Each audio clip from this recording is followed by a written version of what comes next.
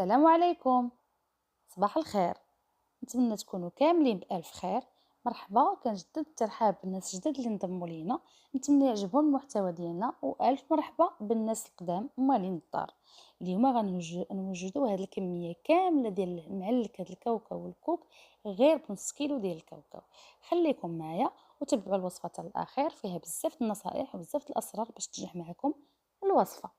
غناخذوا هنا نص كيلو ديال الكاوكاو، من الأحسن يكون البلدي بالقشرة ديالو. كندخلوه للفران واحد 5 دقائق ولا 4 دقائق على نار مهيلة، غير باش يتحيد منه البرودة اللي في القشيرة ديالو. هنا من بعد راه اكيد مسحناه وحيدنا منه داكشي اللي خايب فيه، ومهم نظفناه. غادي ندخلوه للفران كيف قلنا، غير الجهد اللي القشيره تبقى طير لنا من الكاوكاوه، ما تحمرش نهائيا من الوسط. كنأكد عليها ما تحمرش نهائيا من الوسط. كاوكاو غنخليوه بالقشره ديالو وغادي نطحنوه في الاشوار.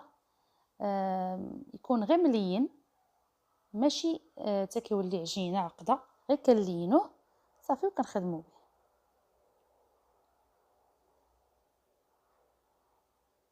غنبداو نطحنوه شويه بشويه. انا راه هزت لي الكميه كامله ونخليوه مقاشي، غير هو رقيق بزاف، ما غاديش نعجنوه ولا نديروه معلك نهائيا. نتمنى تكونوا غادي معايا مزيان في الوصفه. اللي بقات معايا هنا تقول لي راني باقا متبعه معاك الوصفه.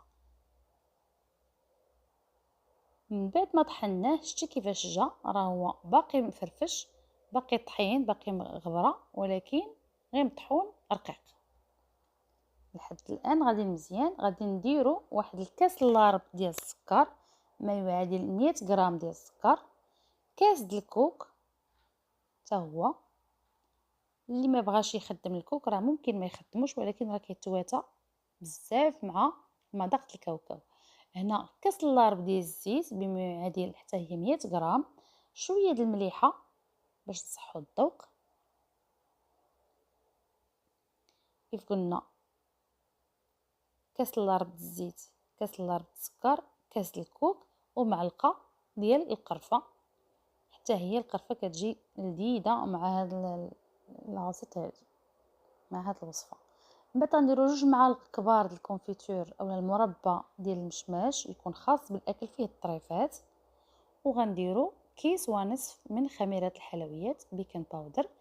الناس اللي عندهم ساشي كبيره ديال 15 غرام تاخذ وحده وتنقص منها واحد شويه من راس المعلقه من هذيك الساشيه. هنا راه كنديرو ديال فئه 8 غرام، كيس ونصف، ما يعادل 14 غرام ديال خميره الحلويات.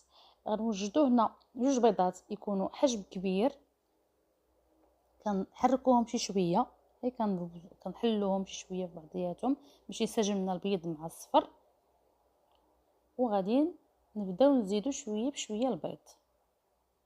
انا راه ما قسمت 2 بيضات ما درتهمش مجموعين، غنبقى نزيد كل مره شي شويه. الا كان البيض صغير غادي نديرو 3 البيضات، ولكن ما غنزيدوش كلشي دقه واحده حتى كنشوفوا عندنا ميزاننا. حنا كنزيدو وحنا كنعجنوا وتشوفوا القوام اللي بغينا نحصلوا عليه اللي غادي نشوفوه في الاخر. كنبقاو نزيدو البيض بشويه بشويه ونعجنوا. كنبقاو نزيدو البيض كيف قلنا ونعجنوا حتى كنوصلوا لواحد القوام اللي كيتلصق في اليد ولكن ماشي جاري بزاف. هنا الطريف اللي بقى لي د البيض غنزيدو كيف قلت، كنديرو نقص، ما كنديرش كلشي دقه واحده. كنأكد على 2 بيضات حجم كبير اولا 3 صغار، وكنبداو نزيدو البيض بشويه بشويه وحنا كنشوفوا القوام اللي غادي نحصلوا عليه. هاد الكميه ديال البيض اللي غنزيدو على حساب اولا السائل اللي كاين في البيض. كاين البيض اللي كتكون كبيره فيها البيض كتير كيعطينا بزاف الكميه، وعلى حساب النسبه باش كيشرب لنا الكاوكاو هذيك السوائل. واخا عطيكم الوصفه مدققه، راه كيبقى كل وحده على حساب الكاوكاو اللي خدمات، واش كيطلق الزيت، واش كيتعلك، واش ما كيتعلكش، والكوك حتى هو واش من داك اللي كيشرب الزيت ولا لا. نتمنى تكونوا غاديين معايا مزيان في الوصفه ومتبعينها. غتولي معتمده عندكم هاد المعلكه ديال الكاوكاو والكوكا، وكتجي صراحه لذيذه. كنبقاو نعجنو لان السكر مازال غيطلق لنا السائل. السكر ملي كيدخل معاه البيض كيزيد يجرى لنا واحد شويه. اللي مولفه كدير هاد الحلوه هادي تقول لي واش هادو هما المقادير اللي كتخدم، واش هي ديال الوصفه ديالها ولا زادت عليها شي اضافات. هنايا هاد الوصفه ديالي زادت لها شي اضافات على داكشي اللي كان عندها. ردوا لي في التعاليق ديالكم، راه كنجاوب عليهم كاملين.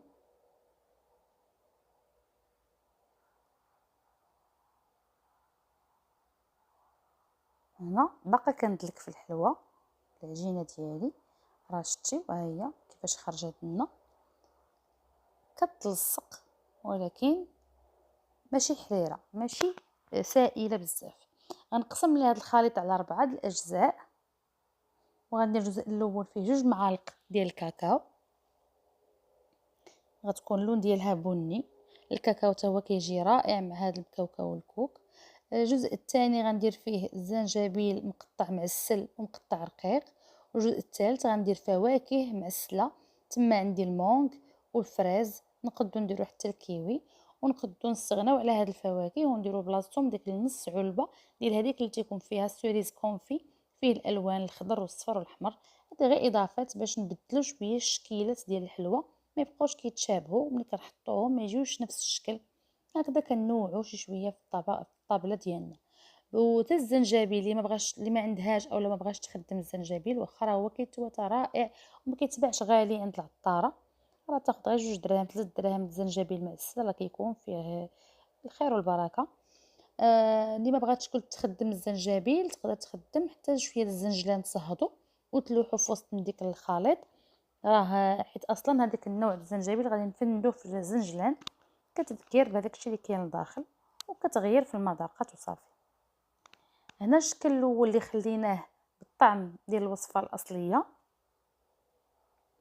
كناخذوا سكر كلاصي وكندوزو فيه بدا في الاول كناخذوا يدينا كندهنوها بشويه الماء الزهر اولا غير الماء، وكان غير نديوها باش هذيك الكويرات يلبسوا شي شويه د السائل باش يهزوا لي واحد الكميه مهمه ديال السكر كلاصي.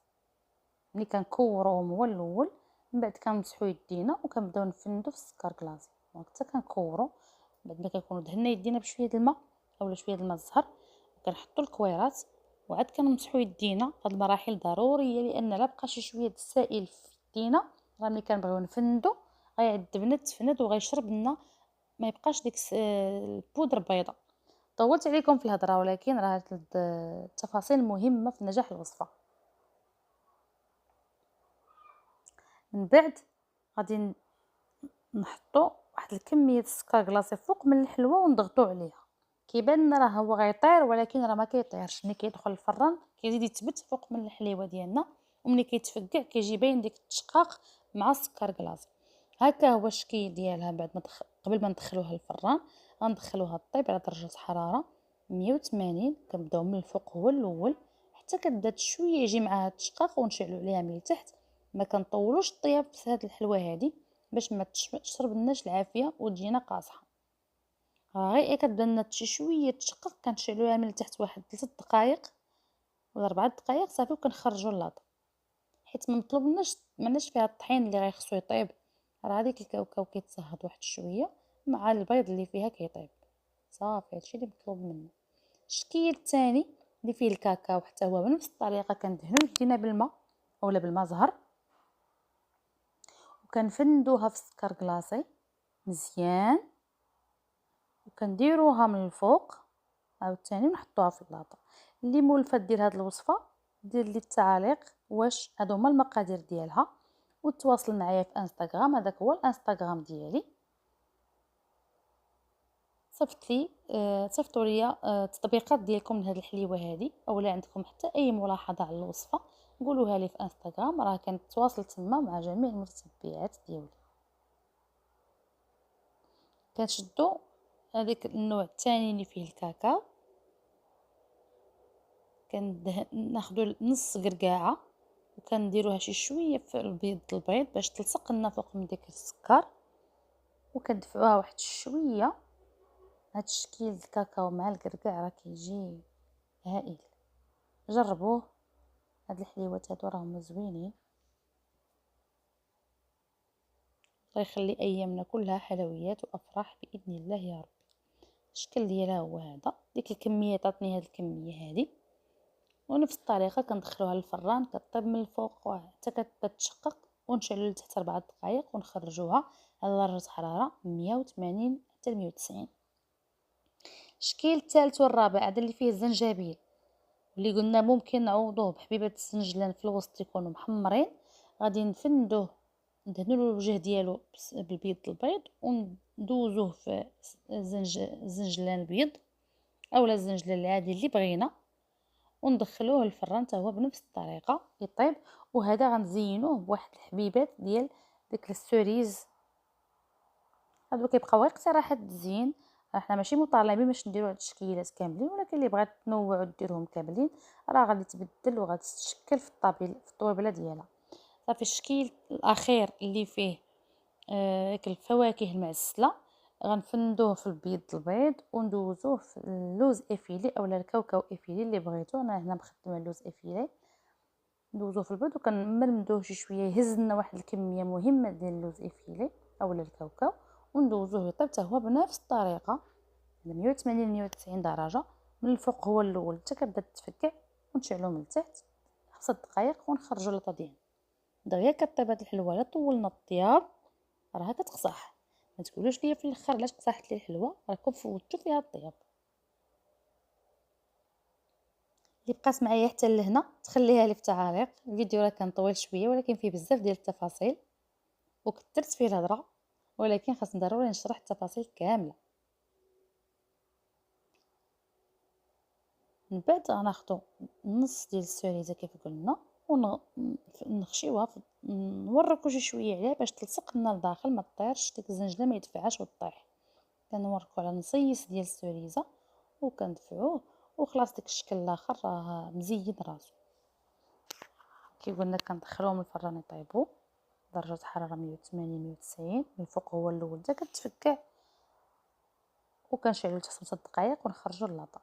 الشكل النهائي ديال التشكيلات ديالنا هو هذا. شوفوا التعليق كيفاش كتجي، راه كيجيو رطبين ومعلكين. هذا الزنجلان مع الزنجبيل حتى هو كلهم المذاقات راه مختلفين، ديك الاضافات اللي درنا عطاو اختلاف في المذاق. شتي التعليقه كيفاش كتجي، الرطوبيه كيفاش كتجي. هاد الحليوات هادو كنفضلوا اننا نخليوهم هما الاخرين في التوجد ديالهم، ما كيصبروش بزاف على برا، واحد الاسبوع كاع الا كثروا. داكشي علاش كنخليوهم هما اللي كنا عندنا شي مناسبه ولا شي عيد كنخليوهم حتى اليومين الاخيره عاد كنوجدوهم. نتمنى هاد الوصفه تعجبكم وتجربوها وتطبقوها، ونتمنى نشوف تطبيقاتكم في انستغرام وتعاليقكم، راه كنجاوب على كلشي، كنتواصل مع كلشي في الانستغرام. الشكل النهائي هو هذا. ما شاء الله عطاتني هذه الكميه كامله. شوفوا الطبسيل مثلا شحال كبير، بنص كيلو د كاوكاو خرج لنا هذه الكميه كامله. نتمنى تعجبكم، جربوها. والسلام عليكم ورحمه الله تعالى وبركاته.